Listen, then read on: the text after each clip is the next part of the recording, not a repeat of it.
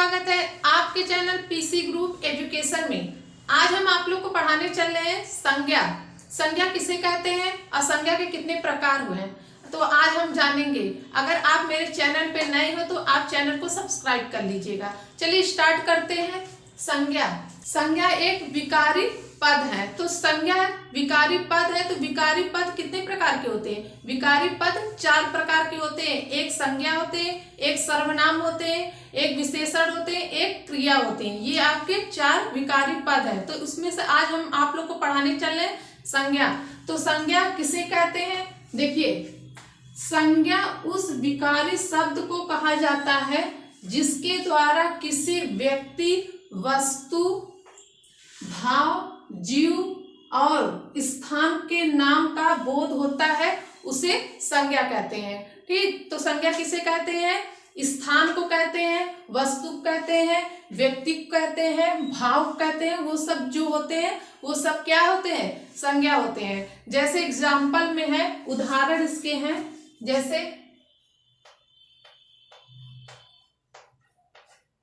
जैसे मोहन, लड़का, दिल्ली,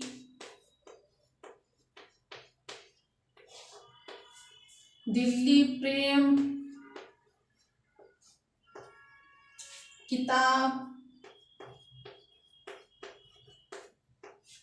आदि। इस तरह जो बहुत होते हैं, जिसको नाम दे दिया जाता है उसको संज्ञा कहते हैं। किसी चीज को नाम दे देना ही क्या होता है? संज्ञा कहलाता है। ठीक, इतना आप लोग को समझ में आ गया संज्ञा किसे कहते हैं। अब देखिए, संज्ञा के कितने भेद होते हैं? तो संज्ञा के 5 भेद होते हैं। तो देखिए, अर्थ के आधार पर संज्ञा के 5 भेद होते हैं। पहला है व्यक्तिवाचक संज्ञा, दूसरा है जातिवाचक संज्ञा, तीसरा है भाववाचक संज्ञा, चौथा है समुदायवाचक संज्ञा, 5वां है द्रव्यवाचक संज्ञा। तो कितने भेद होते हैं, कितने प्रकार होते हैं संज्ञा के? 5 प्रकार होते हैं। तो देखिए, ये जो आपका जातिवाचक संज्ञा है, इसके उपभेद है। कौन से होते हैं उपभेद? आपके समूहवाचक संज्ञा और द्रव्यवाचक संज्ञा। ये आपके दोनों क्या है? जातिवाचक के उपभेद हैं। ठीक, तो देखिए, समुदायवाचक संज्ञा को ही हम लोग बोलते हैं समूहवाचक संज्ञा बोलते हैं। ठीक, चलिए अब हम लोग एक एक करके इसको डिटेल से पढ़ते हैं। देखिए, पहला इसमें है व्यक्तिवाचक संज्ञा। अब देखिए, व्यक्तिवाचक संज्ञा किसे कहते हैं? जो शब्द किसी विशेष, अब देखिए यहाँ पर क्या कह रहा है? विशेष व्यक्ति, वस्तु, स्थान या प्राणी के नाम का बोध कराते हैं, उन्हें व्यक्तिवाचक संज्ञा कहते हैं। किसका बोध कराते हैं? व्यक्ति, वस्तु, स्थान, प्राणी का नाम का बोध कराते हैं, उसे व्यक्तिवाचक संज्ञा कहते हैं। अब किसी विशेष, इस पे ध्यान देना है कि किसी विशेष व्यक्ति को ही हम लोग क्या कहते हैं? व्यक्तिवाचक संज्ञा कहते हैं। जैसे उदाहरण में हम लोग देख लेते हैं, जैसे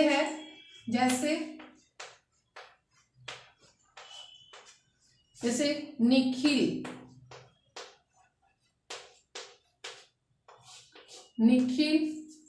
अनुजा,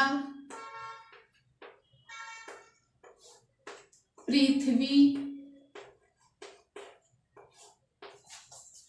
रामचरितमानस,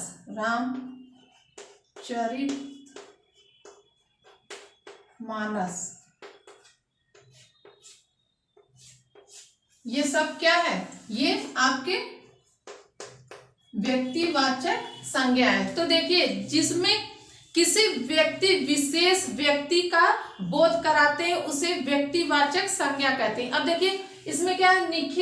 निखिल क्या है? एक विशेष है, अपने आप में एक विशेष है। अब देखिए, अनुजा भी क्या है? अपने आप में एक विशेष है।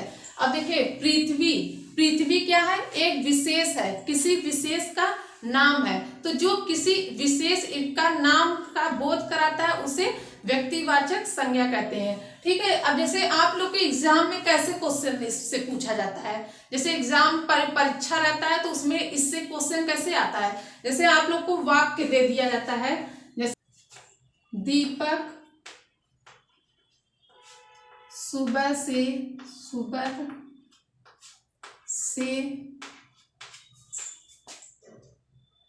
हिंदी पढ़ रहा है। अब देखिए आप लोग के परीक्षा में इसी तरह पूछा जाता है, इस तरह वाक्य दे दिया जाता है, इसमें पूछा जाएगा कि इसमें आप लोग को बताना होता है इसमें कौन सा संज्ञा है। तो कैसे आप लोग बताएंगे? तो आप लोग को अगर पता होगा कि कौन सा संज्ञा है, तो इसमें देखिए दीपक क्या है, किसी विशेष का नाम है, तो किसी का विशेष का नाम ही क्या कहलाता है, व्यक्तिवाचक संज्ञा। अब देखिए हिंदी क्या है, हिंदी भी एक क्या है, विशेष नाम है। तो हिंदी का किताब वो पढ़ रहा है, क्या पढ़ रहा है, हिंदी पढ़ रहा है। ये नहीं कि सिर्फ किताब पढ़ रहा है, क्या पढ़ रहा है कि वो हिंदी पढ़ रहा है, तो वो भी क्या है, एक विशेष है। तो विशेष जहां होता है वो क्या होता है, वो आपका व्यक्तिवाचक संज्ञा होता है। तो इस तरह आपके पेपर में इस तरह को प्रश्न पूछा जाता है। देखिए दूसरा है जातिवाचक संज्ञा।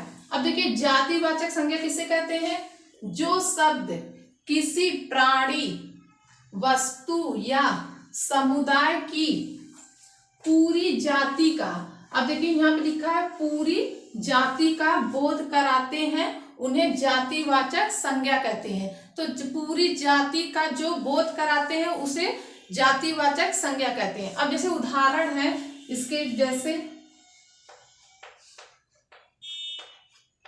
जैसे यहाँ पे हम लिखते हैं फल, सब्जी, किताब, हाथी, गाय आदि। अब देखिए ये क्या है, सब ये आपके क्या है, जातिवाचक संज्ञा है। तो कैसे इसको पहचानेंगे कि ये जातिवाचक संज्ञा है? तो इसमें देखिए फल, अब देखिए यहाँ पे फल, हम फल की बात कर रहे हैं, किसकी बात कर रहे हैं, फल। हम किसी एक फल का नाम नहीं ले रहे हैं कि ये फल है, हम क्या कर रहे हैं, फल।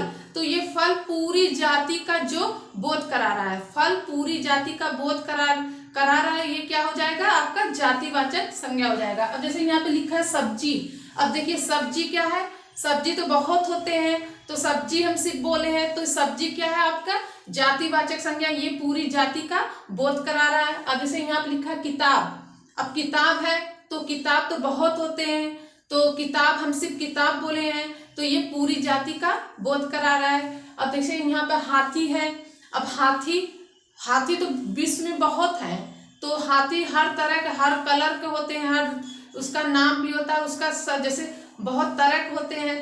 तो जैसे अमेरिका, हर देश में हर तरह के होते हैं, तो वो क्या है, पूरी जाति का बोध करा। सिर्फ हम हाथी बोले हैं, तो ये क्या है, पूरी जाति का बोध करा। अब जैसे यहाँ पे गाय लिखा है, तो गाय भी क्या होते हैं, गाय भी बहुत तरह के होते हैं, तो हम सिर्फ गाय लिखे हैं, गाय बोल रहे हैं, तो गाय क्या है, ये पूरी जाति का बोध करा रहा है, तो ये क्या हो जाएगा, जातिवाचक संज्ञा हो जाएगा। ठीक। अब जैसे आपके वाक्य में कैसे आते हैं, जैसे टोकरी में फल रखे हैं। अब देखिए क्या है, टोकरी में फल रखे हैं। अब इसमें आप लोग को संज्ञा बताना है, तो कैसे आप लोग बताएंगे? तो देखिए पूरी जाति का जिसमें बोध करा रहे हो। अब देखिए टोकरी, अब टोकरी तो एक ही नहीं होता, बहुत टोकरी, बहुत नाम होते हैं टोकरी के, सिर्फ टोकरी हम बोले हैं, तो ये टोकरी क्या है, जातिवाचक है। ठीक। अब देखिए ये फल क्या है, ये भी क्या है, जातिवाचक है, क्योंकि हम फल बोले हैं। अब फल का तो नाम तो लिए नहीं है कि ये फल है, सिर्फ हम फल बोले हैं, तो ये क्या हो जाएगा, जातिवाचक संज्ञा है। तो इतना आप लोग को समझ में आ गया कैसे है। अब देखिए हम आगे देखते हैं। देखिए जातिवाचक संज्ञा के दो उपभेद हैं, तो वो कौन कौन से हैं? देखिए आपका पहला इसमें है द्रव्यवाचक संज्ञा। अब ये द्रव्यवाचक संज्ञा, समूहवाचक संज्ञा, ये जातिवाचक के उपभेद हैं। तो इसमें पहला है द्रव्यवाचक संज्ञा। द्रव्यवाचक संज्ञा किसे कहते हैं? जो संज्ञा शब्द ठोस, द्रव्य, गैस, धातु, अधातु आदि का बोध कराते हैं, उन्हें द्रव्यवाचक संज्ञा कहते हैं। अब देखिए इसके उदाहरण हैं, जैसे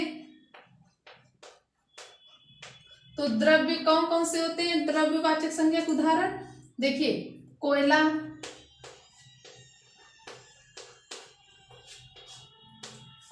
सोना, हीरा, तेल, पानी आदि, ये सब क्या है? द्रव्यवाचक संज्ञा है। तो देखिए कोयला क्या है आपका? ये आपका ठोस होते हैं। और सोना क्या है? सोना, हीरा, ये सब क्या है? ठोस होते हैं। ठीक। अब तेल और पानी क्या है? द्रव्य है। ये सब क्या है? द्रव्य है। तो जहां पे आपको द्रव्य, ठोस, गैस, धातु, अधातु का बोध होता है, वो सब क्या होते हैं? द्रव्यवाचक संज्ञा होते हैं। तो इसका पहचान आप लोग आसानी से कर सकते हैं। अब देखिए दूसरा है समूहवाचक संज्ञा। अब देखिए समूहवाचक संज्ञा, इससे देखिए नाम से ही आप लोग को पता चल रहा होगा कि ये कौन सा, इसमें क्या आते हैं। ठीक। तो समूहवाचक संज्ञा किसे कहते हैं? जो संज्ञा शब्द समूह का बोध कराते हैं, वे समूहवाचक संज्ञा कहलाते हैं। वो क्या कहलाते हैं? समूहवाचक संज्ञा कहलाते हैं। और ये हमेशा एक वचन होते हैं। क्या होते हैं? एक वचन ही होते हैं इसमें। ठीक। अब देखिए समूहवाचक संज्ञा क्या? जो ग्रुप में, कोई चीज ग्रुप में हो, वो क्या होते हैं? समूहवाचक संज्ञा होते हैं। अब जैसे आपका हो सेना, स्कूल, मेला, परिवार आदि। जो इस तरह के जो ग्रुप में, कोई चीज ग्रुप में हो, तो वो सब क्या होते हैं? समूहवाचक संज्ञा होते हैं, जिसको बोलते हैं समुदाय भी बोलते हैं और समूह भी बोला जाता है इसको।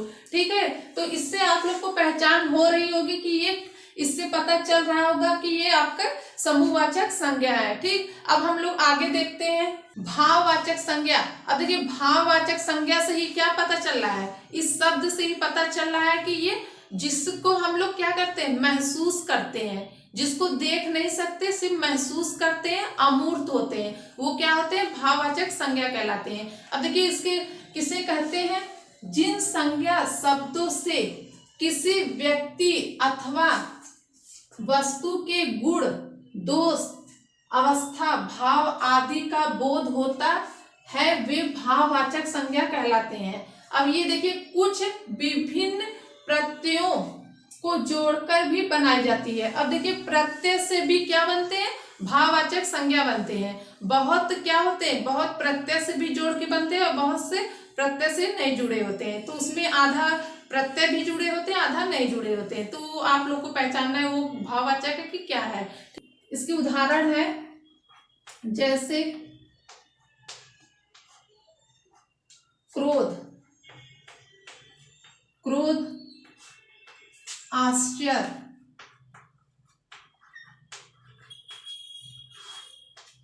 आश्चर्य, गुस्सा, हंसना,